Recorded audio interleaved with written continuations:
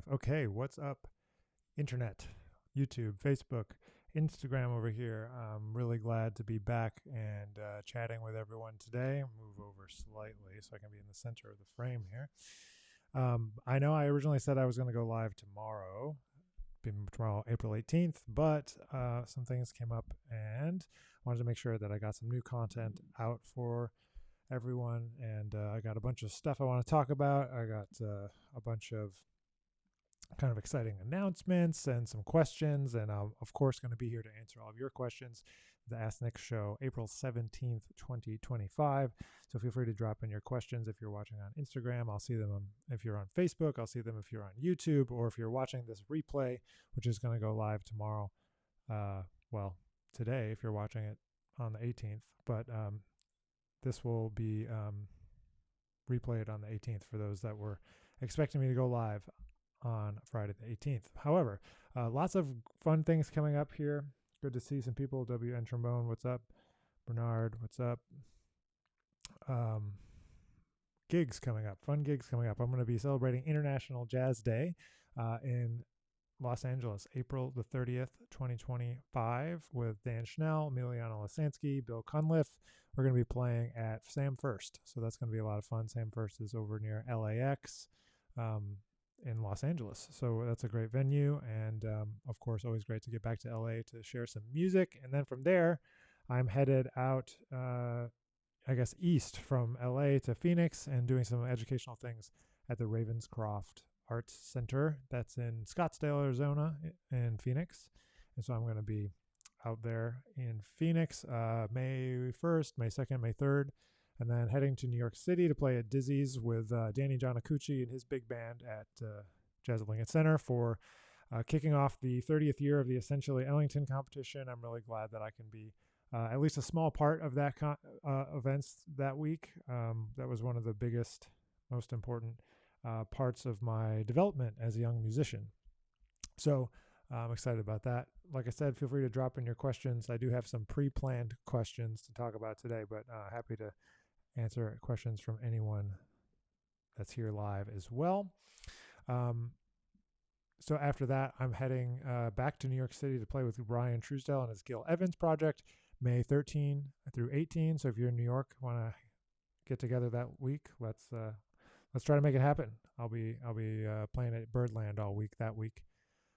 And then I'm heading to Europe at the end of June, June 30 through July 3 for now. There's a possibility of extending the trip, but heading to Europe to work with some students in Germany, which is going to be a lot of fun. And of course, if you haven't heard yet, I haven't really put it out there just yet, but next Friday there's a new single coming. It's called Smile with my quartet. But then after that, in June, July, and August, I'm celebrating a brand new project, a big band record that I recorded a few years ago, and we've got vinyl on the way, and I've got new vinyl coming from Legacy. We sold out of that, so we're finally getting the reprint of Legacy, so I'll have some new vinyl to bring to these shows this summer. And yeah, we're celebrating on August 25th at Dizzy's in New York City. That's going to be the CD release. The album release, we're actually doing vinyl, not CDs, of the big band album. So it's called The Jazz Orchestra Volume 1, and it features some J.J. Johnson music, and it features some of my music, and that's going to be great. So coming up, a big band celebration, Jazz Orchestra celebration all summer long and into the fall with some other gigs. But that's enough about me and telling you all about what's coming up with me. I see some questions have come in live on Instagram, so we're going to get to those. But I have some stuff I want to rant about. There's some stuff I said in my newsletter. If you didn't know, I have a newsletter called Improvisers Insights, and it comes out once a month. You can find it on my website. Just sign up for my email list, and you'll get those.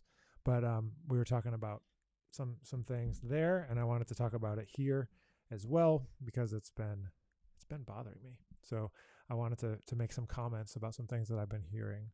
But let's get to these questions. I see one in here from DJ. What non-musical things do you have to think about when putting a tour together? That's a great question. There's a lot of non-musical things, mostly non-musical things when you put a tour together.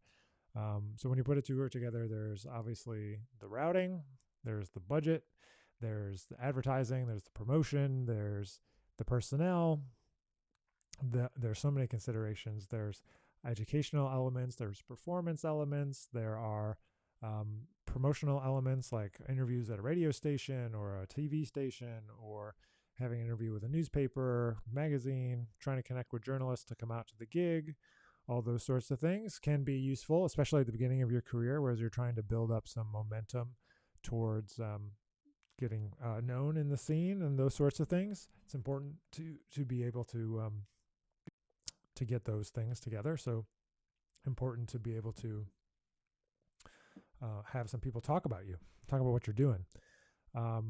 But I always tell people when they're trying to first book their first couple tours is that you got to start with what you know, with what you're familiar with, and then build from there. So if you're from a certain place, maybe you went to school in another place, or you have some friends in another place, maybe you start with 2 gigs, one in your hometown and one in the place where you went to college. Or maybe you do somewhere where like you have relatives, or somewhere where you can stay. You can get connected to the scene in that place and kind of get with a couple of people and put together a band, because the hardest thing to do is to tour with a band. It takes a long time to build up enough steam to be able to bring a band with you on the road. Even now, I have to decide often between, do I bring a band? Do I not bring a band? The price of flights has gone up a lot in the last couple of years, and not to be a downer or anything like that. It's just like things are expensive. And they're getting more expensive. Hotels, it used to be I could get a hotel for $100, $120. Now it's $200, a little under $200. So it's gone up, $50, $60 a night, at least on average, in my experience, what I've been looking at. Plus, obviously the flights and then things like that. It just takes a lot. But you want to go where there's people because if you play to an empty room, that's no good for you as well. You want to make sure the venues that you pick are the appropriate size, because if you pick a venue that's too big, you're going to really struggle, and it's going to feel bad when the room is kind of empty. So I definitely advise you to find rooms that are the right size for you. It's too small is better than too big, because if you sell it out, then the next time to play in a bigger venue.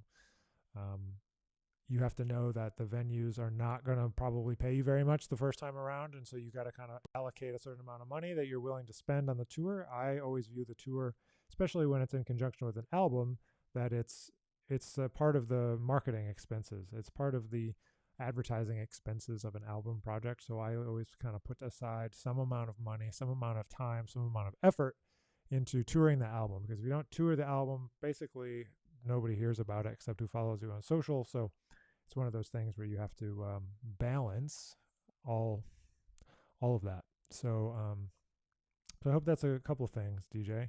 So think about the routing, think about opportunities where you can get a gig, think about opportunities where some people so you don't have to fly people in. All that sort of stuff is important.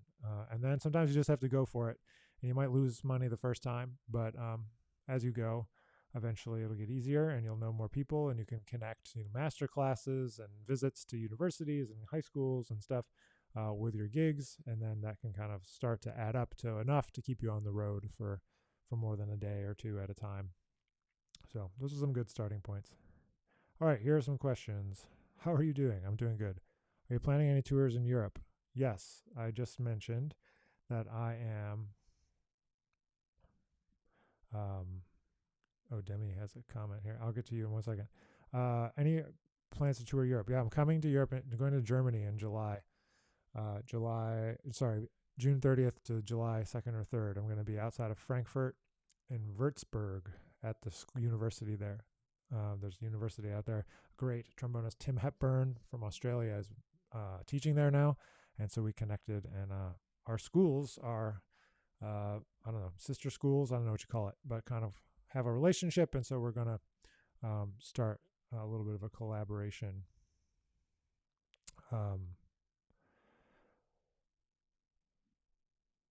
So I'll be there, and then maybe Luxembourg after that, and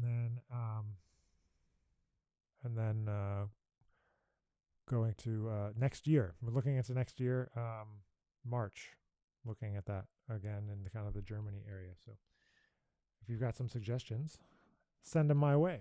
Getting to Europe is another one of those things. It's definitely related to the touring question. Getting there from here, bringing a band, all that stuff, it's really hard. So a lot of times it's just maybe going and getting a band there, or collaborating with people things like that. So I have a really good friend in Luxembourg. We went over there last summer and played and did some gigs. Where did we play? Luxembourg, Belgium, somewhere else. Oh yeah, Paris. We played in Paris. So always some things. All right, here's another question. Any interesting changes to your routine lately? I've been focusing on matching tongue and slide. Any recommendations? My routine, I don't think it's changed that much. My routine. It's still kind of the same stuff. I'm more of a person that doesn't have a dedicated set routine every day. I kind of try to pick from a basket of materials to hit everything. Sound, flexibility, and articulation are my 3 buckets, my little baskets that I try to grab from when I'm warming up or working on fundamentals for a day. But for this year, my goal is to work on all of the first book of Rochu's in bass and tenor clef, and then work on all of the Arbin's characteristic etudes. So I've been working on that in my first fundamentals session of the day. Maybe that's my only session of the day, depending on how busy things get. But I'm on number 2 and started a little bit of number 3. The characteristic says they're over here on my stand. My stand is right here. And I'm up to number 27 in the Rochu book. And I've been practicing that for a couple of days. I'll probably play it again today. But yeah, there's a long way to go in these characteristic etudes. They're pretty difficult. Pretty difficult to get them really clean, But those are I guess those are fundamentals. Those are my routine. That's my routine for now. I'm also trying to get back into writing music. I go in spurts with composition, and I don't have another recording project necessarily on the short horizon. So I've got a bunch of stuff that I did that it's starting to come out, and so I'm working on that and touring those projects. But in terms of the next thing, I've kind of applied for some grants and kind of seeing where things lead to. So I'm kind of just starting to kind of get another book of new tunes together. So that takes up a good amount of time as well. Trying to do a little bit of composition each day, or listening to something and trying to draw some inspiration from. So yeah. All right. So if you're here with us live, please drop in your questions. If you were trying to catch me on the 18th, I'm sorry. I decided to go live on the 17th instead.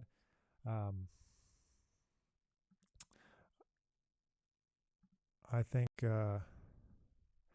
it's important to where did the comments go? I'm missing my comments from YouTube and Facebook. Anyway, I'll keep on going here, but I think it's oh, here they are. I found them. I think it's important to make sure you have some goals and routine for your trombone playing. I think it's important to not be married to it forever, to let it evolve and to kind of change your opinion over time, to work on different things over time. I just decided I really wanted to, in this next 12 months, not be playing catch up anymore. There's been a lot of times where I feel like I'm just trying to get back to baseline because I get busy doing a lot of other things. Obviously, I teach at UNT, and then I run my record label and all the other things that I'm doing. And so sometimes I don't like it, but sometimes the trombone gets to the back burner, And so I just decided this year I'm really trying to focus on making sure that I actually can get better than I was when I finished college. So that's my goal for this year. And I think that's a big part of it. Big part of it is being regular, showing up every day to the trombone and just trying to get better. So I'm doing that. That's what I'm doing. Trying to become more well-rounded in my overall routine as well. Nice. I think it's important to take some chances and move things around and try different things until you find what works for you, and make sure that you're always challenging yourself. Nobody's going to do it for you. Even your teacher can't do it for you. They might give you suggestions, but if you don't take it on yourself, it's not going to happen. So that's the best thing you can learn from any teacher is self-sustenance. Self-sustenance. Is that how you would say that? Sustaining yourself without them and without their motivation. You need intrinsic, not extrinsic motivation. And that's, I guess, kind of at the key of, how I want to teach and work with students is that 1, lead by example, and 2, try to develop intrinsic motivation, because it doesn't matter if how mean I am or how direct or how upset someone gets in a lesson about something or in a class. If there's no intrinsic motivation to actually get better or want to get better, then it doesn't matter anything I say. So anyway, that's an aside. Nobody asked about that. I see Colin's here. I see Jackson's here. How are you guys? Hope you're doing good. Nice of you to drop by. Feel free to drop in any questions you have here, like I said, or I got a couple in my computer that I wrote down from last time that we didn't get to, and I'll get to those. And then one thing I want to rant about to close today. What does it take to get endorsements? At what level would one have to get to get them? That's a good question. If you're wondering if you're ready, you're probably not ready, is the short answer. You have to be doing something that makes it worth them investing in you.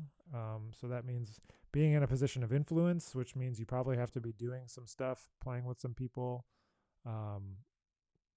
or teaching somewhere where you have a large studio, somewhere where because I mean, your job as an endorser of a product is to sell their product. And so if you're not in a position to be able to help them sell their product, there's no like mutually beneficial relationship to be had there. So, and also like any company that would invest in you before that stage, maybe they don't have the resources to really help you. I will say those relationships can take a long time to develop. I mean, the first instrument that I was playing out of grad school, that company, we didn't have an endorsement. I was at a International Trombone Festival performing. I guess maybe that was a baseline of like being accepted to a conference like that, the International Trombone Festival, as a performer. I was playing the music for my first album. It would have been in 2013, 14, 12, 13, something like that. It was at Eastman. And I went back there. I'm from Rochester, and performed at the festival that year. And I met the people at Conselmer and King, and I told them what I was looking for. And it just so happened that they didn't have someone that was representing the horn that I wanted to play, which was the one that I play now, which is the 3B plus.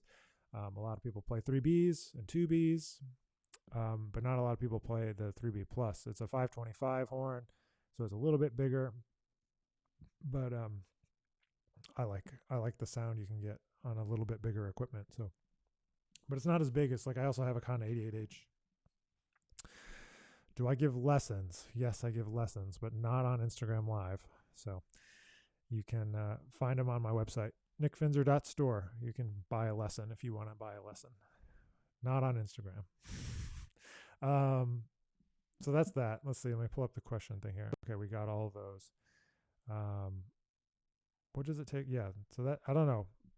What's up, man? Alton wants to teach a lesson. Alton has an endorsement. Maybe he has an opinion about that. But it takes a while. You're not just like right out of school going to get an endorsement, Oh, you want that first IG Live lesson. There's no IG Live lessons. Not doing that. Maybe later. We'd have to set it up in advance. That's funny. I haven't tried the 3B plus. I need to. I play a 547 4B, and it's a bit big. Yeah, I want to get my hands on a 547. Alton's blown smoke in the comments. Hope you're doing good, man. Yeah, the 3B plus will be a little bit smaller than the 547 4B. I want to get one of those 4Bs though. I have. It's in the shop though. It's a King Duo Gravis bass trombone, and so I'm waiting to get that back from the shop. They were kind of fixing the valves for me, so I'm going to get those back, and then maybe you'll see some bass trombone action from me. But that's not my strength, so it's something I'll be working on. But anyway, good to see you, Alton. I'll be in town next month. Maybe we can link up. Wycliffe Gordon or Chris Crenshaw? Good question. Tough question. I would have to say Wycliffe Gordon because he was my first jazz trombone teacher. It has nothing against Chris at all. I love Chris, but I knew Wycliffe first. Um, I knew Wycliffe first, so he's my long time mentor teacher since I was, let's see, when was that? That was 2000 and when I was in high school, so 2003, 2004, something like that. So, was an easy. It was an easy pick only for that reason. Yeah, come on up, Demi. All right. I see more questions piling in here. Most recent epiphany that has given you perspective on music and life. Oh man, I don't know. Okay, most recent epiphany that has given you perspective on music and life. Taylor always shows up and drops these bombs of questions, man. Have I had any epiphanies lately? Ever? I don't know if I've ever. Now I'm stalling before I can come up with an answer to your question. Most recent epiphany. I guess it's this, which is today. That no one ever is going to work as hard as you on your career, and no one else is going to do it for you. Here's an aside. Have you ever played with Corey Weeds? No. I met him in an elevator once. I met him once, but we haven't played together. Maybe one day we'll get a chance to play together. I think we were in Rochester at the Rochester Jazz Festival a couple years ago. But we always kind of, being players and label owners, kind of, I guess we're similar in that way. But the question from Taylor, and also it's totally fine. You can ask whatever questions you want, Taylor. So this morning, I just kind of realized that no matter how far along you get, it doesn't really change the fact that you are in charge of your own destiny, and you kind of have to go and make stuff happen for yourself, just waiting around for somebody else to work on your career is not going to get it done. You have to stay involved, and you have to keep driving the bus. You get to a certain point and you think maybe you can hand off some stuff, which you can get some assistance for sure. And it's definitely helpful to have assistance. But then at the same time, like if you're not continuing to push and drive things forward, like things can start to sputter out. So don't ever stop, The moment you take the foot off the gas, things can start to slow down. But if you're dedicated to it, you can make it happen. But just, when you have people helping you, take advantage of the opportunity, and then make sure you don't stop and don't rest on your laurels or whatever, something like that. I would think that would be my most recent epiphany, which is something I knew and have known. But sometimes you just have to remember these things. Somebody has some sort of experience or conversation has to remind you that, hey, get back, make things happen, stop being lazy, that kind of thing. So yeah. Here's another question. What do you practice to make your improvisation more melodic? That's a good question as well. To practice playing melodically, you have to maybe try to learn how to like sequence ideas through chord changes. So maybe play something and then try to play it in a different key. So maybe taking some melodies through different keys is important to be able to play that way. And then you got to transcribe and listen to people that play melodically. And be able to identify like what someone means when they say play melodically, because there is a difference between playing lines and language, like jazzisms, bebopisms, whatever, and playing like a melody or composing a melody on the spot. I think having some ideas about like how great melodies are constructed by looking at some of the great melodicists of any genre, there are things, like if there's a big leap, you fill it in. The leap creates intrigue. Make sure that the high point of the melody and the high point of the harmony reach together at the same time. There's a lot you can do there, but you got to study melodies, and then you got to practice playing melodies and not running into eighth notes right away and going to like, okay, I'm gonna play some stuff that's melodic, So just it's like a limitation exercise, and I talk about limitation exercises a lot. Deciding like how you're going to play when you're practicing, or how you're going to practice something. So that comes from like deciding beforehand. So maybe you need a friend or a teacher to help you like learn what that melodic playing is, but then you just have to hold yourself back from getting into the flurry of eighth notes or language, etc. Good question though. All right, Jackson always asks good questions too. Really been thinking about how to teach beginning improvisers. What's your philosophy on chord scale theory versus blanket scales at the beginning high school level? Oof. Yes.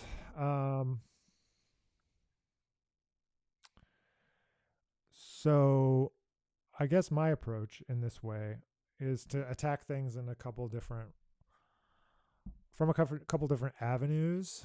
This may or may not make sense to you or your situation or the situation that you find yourself in teaching this level of improvisers. Um, I prefer to play something modal for young improvisers, and or tunes like Down by the Riverside or Saints, When the Saints Go Marching In, or things like that, because something that we take for granted, because in jazz education, I think, is that the blues is actually the exception to most of the rules, but yet we start with the blues.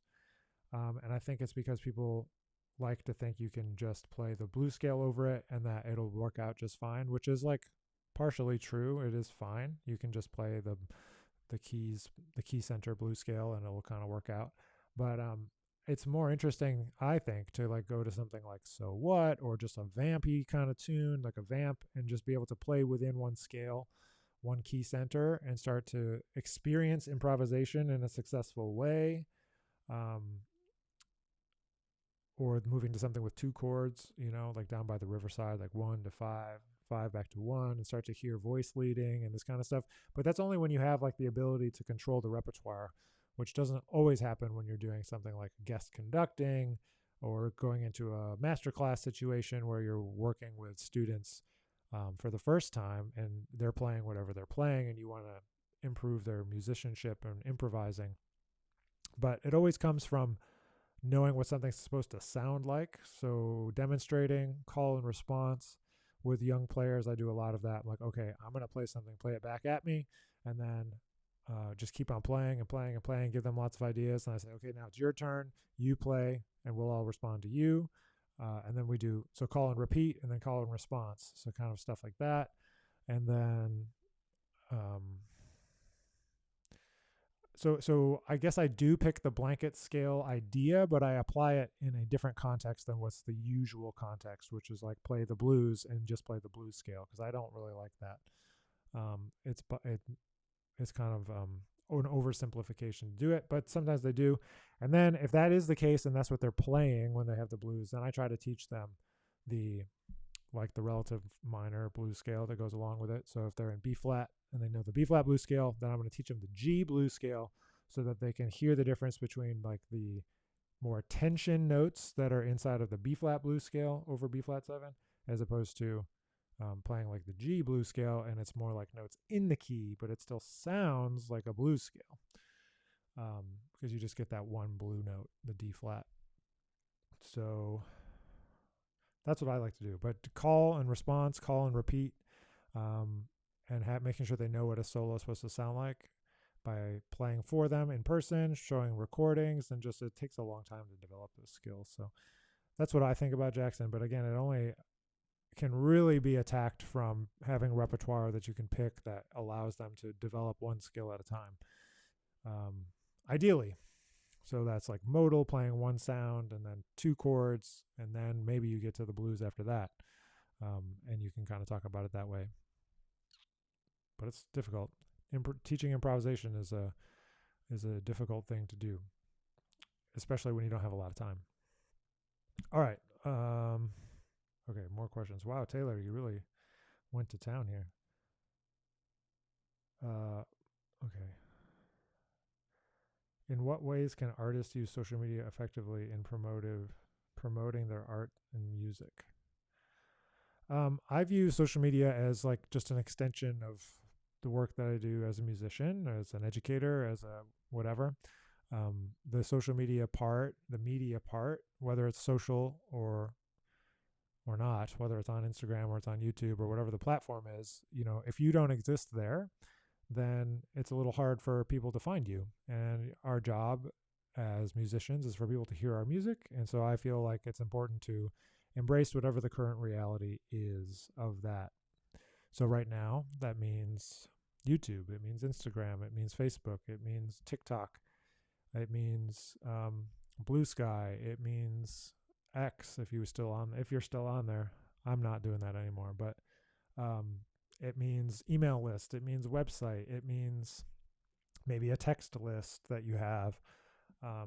But I try to look at it in terms of more of like just media, because media is always going to exist, and the music we make is just one part of the media that we should be creating as creators. And I know that people don't want to necessarily do it because they look at it as marketing, but then it's like, well, how if you spin it on its head and either say one of two things. So I either view it as, one, it's an extension of my job, promoting my records or my music, is that I have to be the marketer, or at least somewhat be a marketer in a series of marketers to help tell the story. Because just like I said about my epiphany about nobody's going to help you more than yourself and invest more in your career than you, it's the same with sharing your music. No one's going to share it as much as you will. No one's going to care about it.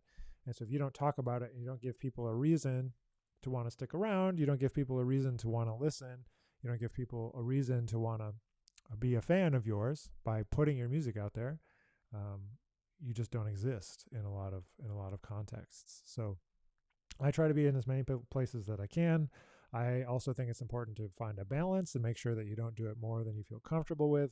If that means once a week, 5 times a week, every day, multiple times a day, it doesn't matter. Whatever you can commit to showing up to is good for you. So I may try to make sure, and I don't always be able to keep up with it. Like, I wanted to do this tomorrow, but I'm doing this today because I wanted to make sure I did it, but I knew that it wasn't going to happen tomorrow. And I said I wanted to do it once a month.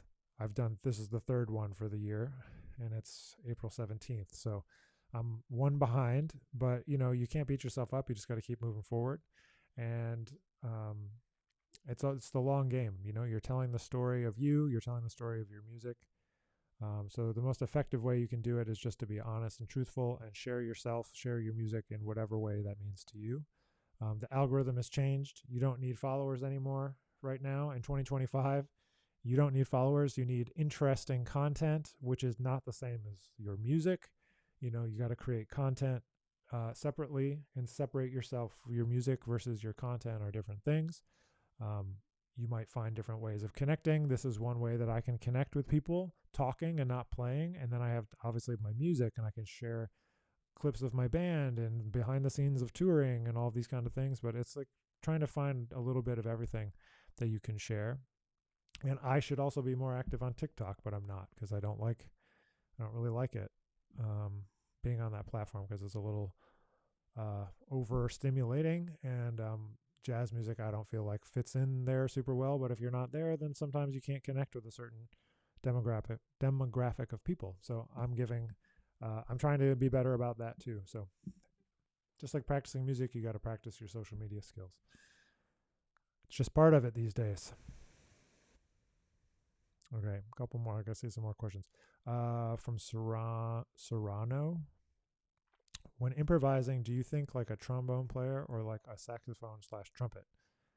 I think I know what you mean, but I can't think about it as a saxophone or trumpet because I play trombone.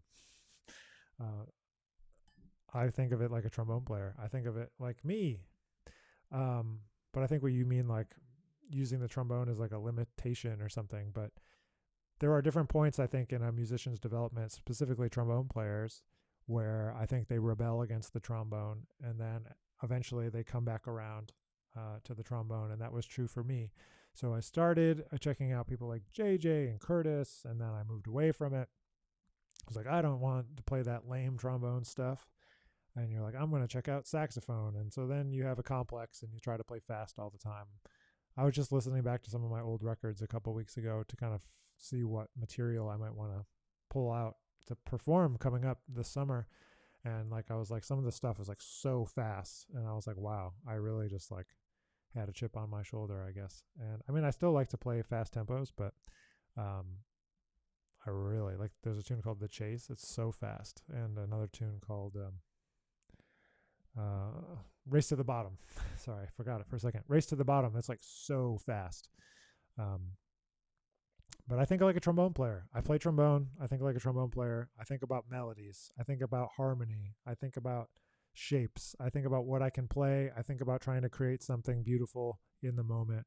And I always ask myself the question, or I try to always ask myself the question, what does the music need right now? Not what do I want to play right now? So it's hard to do sometimes, but that's what I aspire to do. Okay. What is this? Go close. Taylor, why do you think we culturally are emphasizing how to achieve mastery?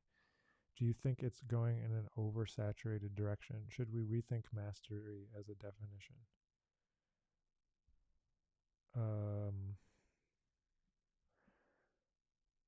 Why do you think we culturally are overemphasizing how to achieve mastery? I actually disagree with the premise of the question. I don't think we actually embrace mastery enough as a culture, because I think most people don't aspire to master basically anything. They want instant gratification of just being good at something without trying. And this pretty much directly relates to the thing that I wanted to talk about at the beginning of this session, that kind of inspired me to make sure I wanted to get on here and talk about this, so I could have some video of me talking about this, because I feel it's so important. And that's the idea that like you have to try hard at things. Mastery is important. Mastery is not the thing that we're striving for, but mastery is required in order to express yourself at the highest levels. You have to be a master of your craft, the craft of your instrument, the craft of the music. And then your artistry is only unlocked after you master the craft. There are so many levels, right? You can be a master as compared to an elementary school student, but then are you a master compared to your heroes? Are you mastery of your instrument? The bar is always moving, but like if you don't dedicate yourself to achieving mastery, I don't think you'll ever fully express yourself. You'll never reach your artistic pinnacle. You'll never be able to express yourself at the highest levels. So like I said, I don't think we embrace it enough. I think that people want to have something that's easy. People say, oh, they're so talented, or you're so talented. It's like it has almost nothing to do with talent. And I get really frustrated when I talk about this, because there's so many people that think musicians, artists, they're just talented, they're born that way.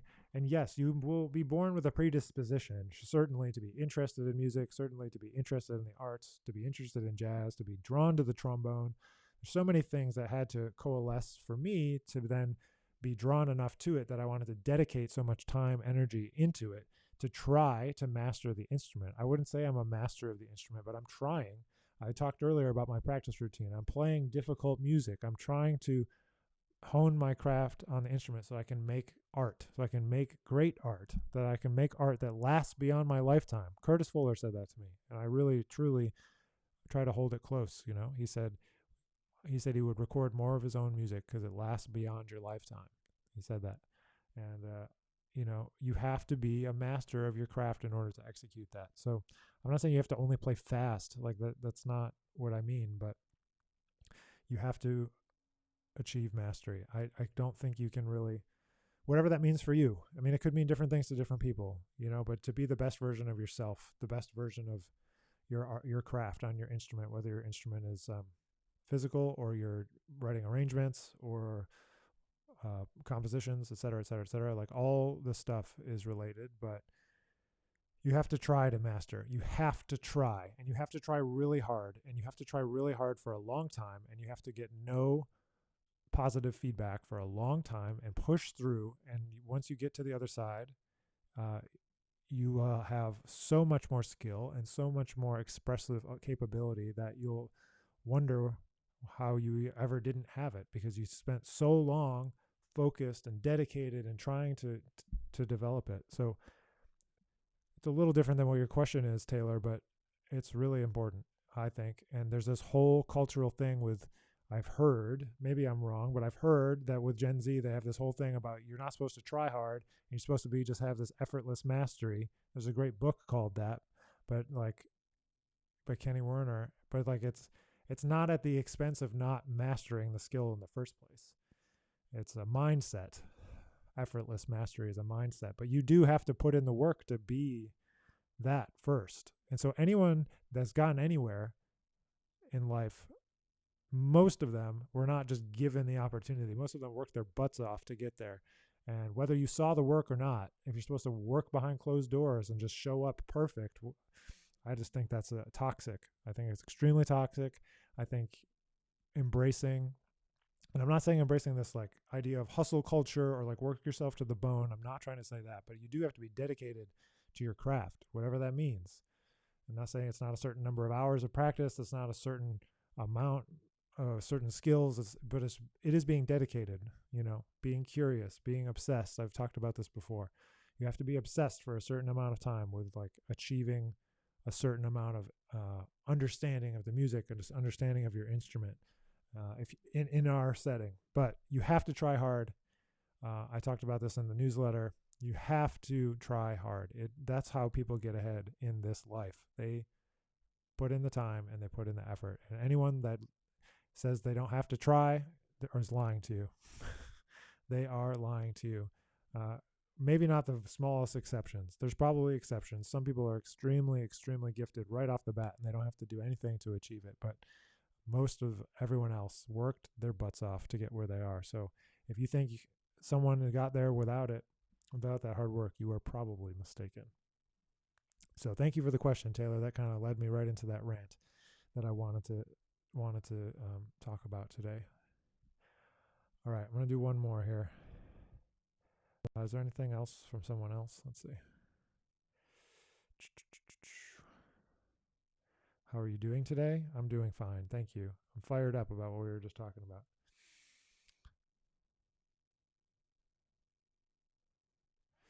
Okay, here's the question I'm going to answer. And I'm going to wrap it up for today, I think. But thanks for being here. If you're here live, if not, and you thought I was going to go live on Friday, I apologize. And if you had a question, feel free to send me your questions, and I'll get them together for the next stream. But he says, why do you think we think about having too much focus on quantity instead of quality? This relates to your other question. I guess that's another thing that I've recently thought about. I'll answer Matthew's question after this. It's a short one. I've recently thought about this idea of quantity versus quality. And sometimes and it relates to another question you asked, Taylor, about do I cringe when I hear my older work? And I would say sometimes, yeah. And I think sometimes I was in a quantity mindset over a quality mindset. And something that I'm trying to do is make sure that I keep the quantity, but I up the quality, meaning if I keep the output the same that it is in terms of amount of records, concerts, etc., all the things that I want to be doing, that means I have to be doing more work in order to make sure that I go above and beyond that to make sure the quality is really high all the time. I think I've let things slip over the years, like details like, oh, it's fine. Oh, it's fine. I'm trying to remove that phrase from my vocabulary and from what I would say, like, oh, it's fine. Don't worry about it. It's fine. So I'm trying to get rid of that. And I think you have to do both. I think you have to have quantity and quality. You can't just make one record. You're never going to break through these days with one record or one song. Even the people you think you see that only made one song and then they're a hit, like it took a long time to get there. There was a lot of other songs that weren't hits. There's a lot of other records you never heard about. A lot of other gigs that they played that you never saw. It's the iceberg kind of meme. Or is it a meme? I don't think it's a meme. But the iceberg analogy where you're talking about like you only see the tip of the iceberg above the water and it's huge underneath the water because there's so much work and time and energy and dedication that comes with this. You have to put in the time. You have to do quality and quantity. It is not an either or, it is a both question. Okay, Matthew Fisher, what mouthpiece do you use?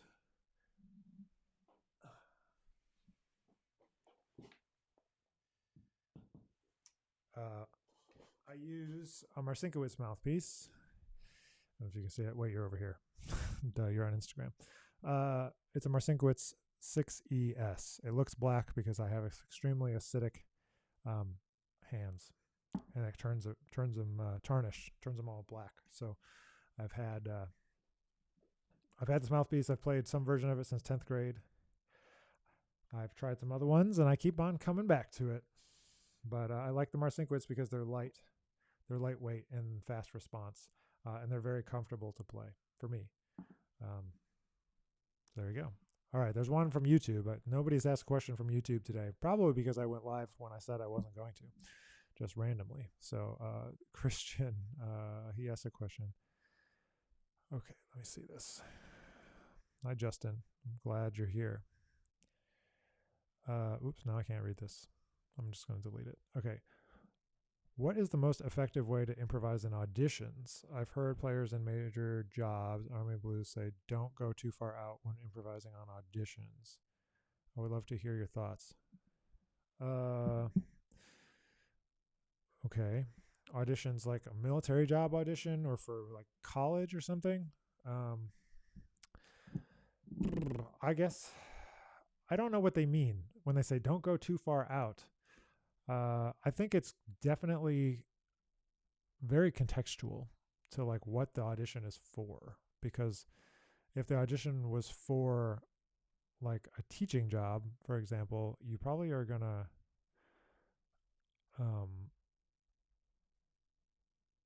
play different than if you're auditioning for the Army Blues, I suppose. There's some auditions where you're trying to demonstrate proficiency and styles and the ability to fit into a situation, right? And then there's some auditions where you're trying to express your artistry, you're trying to express your point of view, these kind of things, right? So I don't know what too far out is, but yeah, I mean, I would say to default to the idea that you want to improvise on the song in a way that sounds like the song, or it sounds like how music is generally played over a song. So for, like the Army Blues or something, you want to play, if you're playing a standard, play language that is either bebop, post-bop, this kind of language, melodic kind of language where it serves to serve the composition. If you're playing a Thelonious Monk composition, you want to play like Monk plays, which is more melodic, more rhythmic, a little bit more dissonance, kind of playful, kind of finding different ways to express parts of the melody and use that. So I would say you want to serve the song and the purpose of the song. And if it's an audition for something, like I don't know if you want to play like Albert Mangelsdorf when you're auditioning for like an ensemble that doesn't play that way. So it's contextual. I don't know that there's one answer to that question. All right, I guess there's a bunch of questions coming in now. The floodgates have opened. You got any tips for someone who's trying to take jazz serious? I don't know what you mean. As a listener or as a player, you got to listen a lot, find some players you really love, and then dive into their playing, whether it's trombone or otherwise. You got to transcribe, learn by ear. Don't get real books. You learn by ear and try to find people you love and try to mimic their playing. But for J.J. Johnson, Curtis Fuller, Slide Hampton, learn 10 of their solos. It's going to take a long time, one at a time. Just one at a time. Dive as deep as you can into people, one person at a time. I know it's easy to get sidetracked by like, oh, I'm going to do all these million different things, and everyone's going to tell you to do different stuff. But find someone you really love, Wycliffe Gordon, someone more contemporary that you found on Instagram or YouTube, whatever. It doesn't matter.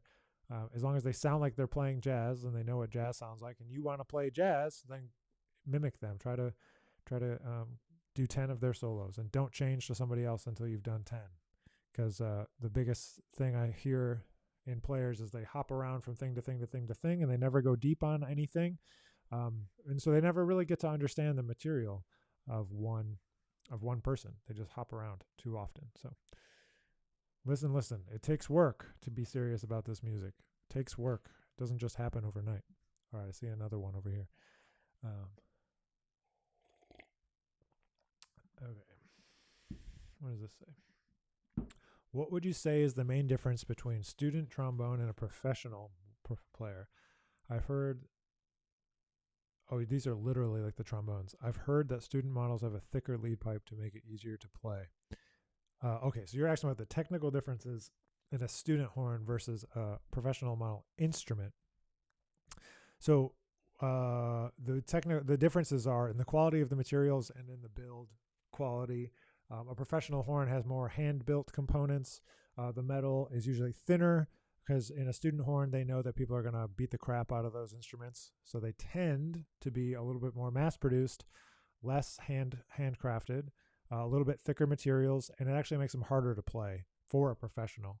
It doesn't mean they're good or bad. It just means that those type of things like longevity, durability are more of a factor with student instruments than professional instruments. So if you're taking music seriously and you want to study more than just play in band once in a while, you probably want to invest in a professional instrument sooner rather than later. All right, here's a question. We're going back to Instagram. My piano chops are not great and I want to improve them. How would you go about shedding jazz piano as a non-pianist? Great question. Learn songs on the piano. Play thirds and sevenths and roots. Shell voicings and take them through.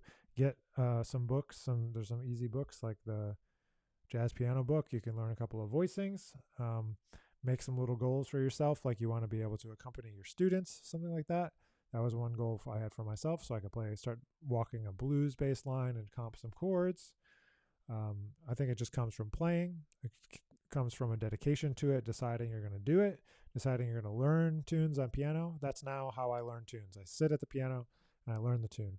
And it helps me get better at the piano. It helps me develop my ears. It helps me to develop my coordination. And there's something about playing a chordal instrument as a single note player that is super helpful. So thanks, Aura. Looking forward to having you in the studio this fall. What is the best used jazz horn for 2K or less? That is completely random and to what you find. You can find great 2B or 3B for $1,000. You could find it priced at $5,000. You got to play it. Don't buy any horn that you can't play. The 2K is a very arbitrary price number. So you could spend more or less and get a better or worse horn. So if you're in that range, though, I would probably say try out a King 2B, King 3B. You can find an older one for resale from somewhere, from music store or something. Find a good one. Those are kind of the standards. I think a 3B, so he says, I currently have a 3B, but it doesn't color and lead the way I would like. I think that's no offense, Christian, I don't know you're playing super well, but I think that's a player thing and not a horn thing, because the 3B is a good horn in general. You could have a bad one, I suppose, but if it doesn't sound the way you want it to sound, it might be a player thing, not a horn thing. I'm pretty big on that it's not there's so many analogies, but you gotta put in the time on the horn. There's only one time, I think, when you should switch equipment, which is when your sound concept changes to the point that the equipment cannot achieve it, which could be the case. You might try a 2B then if it's like a smaller sound that you're looking for, a more direct sound, something like that. A lot of people like the Yamaha, the Wycliffe Gordon, Andy Martin one. People like that one, or some people want to spend a lot of money and get a custom Shires or something. People seem to like the Marshall Jilks one and the Michael Davis one. Those all seem like they've been pretty good, but yeah, I don't know about the price point. I know like horns, things are just getting more expensive, so I would probably look into an older used horn and try to get one from someone you trust, you know. But yeah, you can find good old cons, good old box, and that'll get you a better price probably than a new one, Christian, I would think. But yeah, I'm not a big change equipment for the sake of changing equipment person. I think that most issues, 9 out of 10 issues, can be solved by developing yourself. But if there's something wrong with it, of course, or like I don't know the horn, so I have to work way too hard. Yeah, maybe. But I play lead on a 525, so it has nothing to do with the size of the horn necessarily.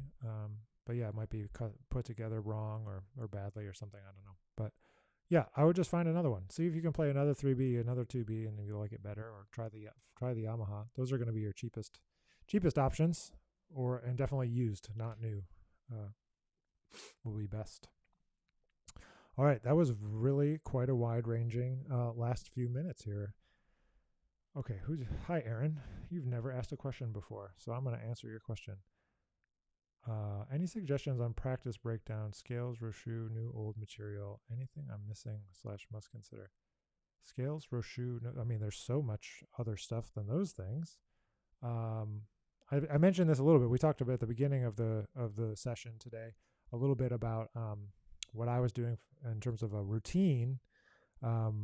So my routine, like I kind of think of buckets, and so I think of sound, flexibility, and articulation, and various different things that can work on those, and they change over time. And I try to pick different things to develop different things over time. So some of it is could be related to jazz vocabulary, or some of it could be related to something I'm working on, like new or old material. But in general, I'm doing a warm-up that consists of working on those three things. And then recently I've been working on Rochus and tenor clef and bass clef, and then also all of the Arbin's book studies. So my whole thing is that I want to be able to play anything that comes into my mind at any given moment. So therefore, I need to practice connecting each note to every other note. So I need to practice that in all different ways. So it's got to change all the time to practice all those different things.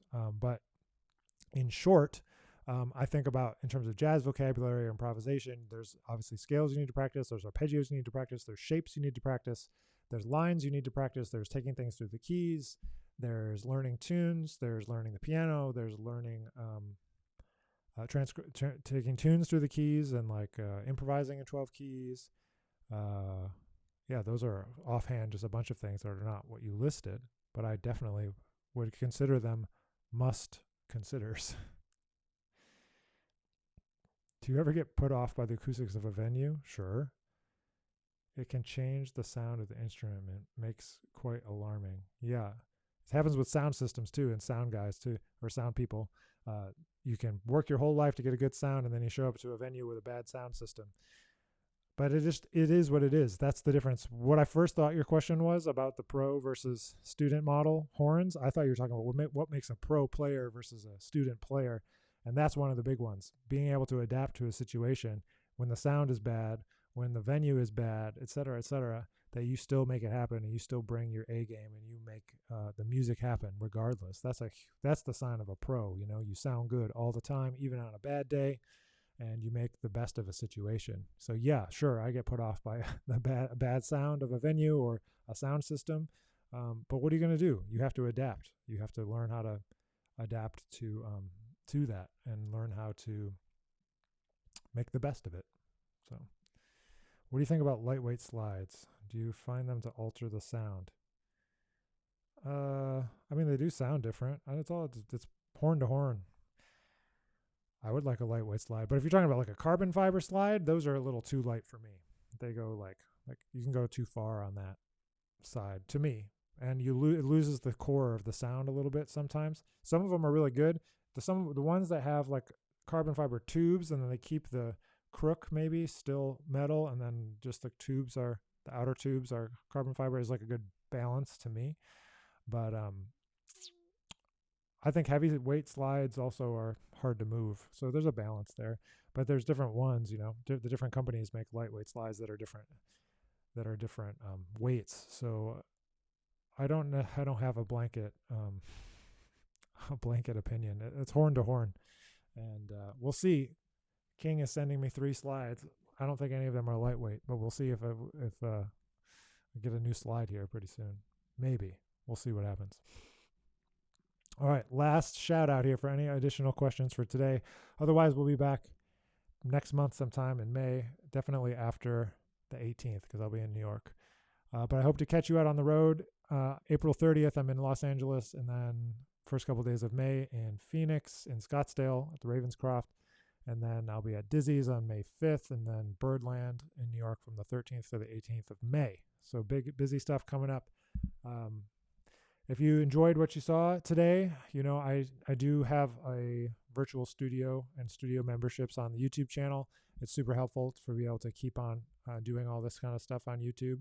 So if you do enjoy it, feel free to subscribe. It's only starts at $1, so it is very helpful. And if you don't want to do that, just share one of the videos.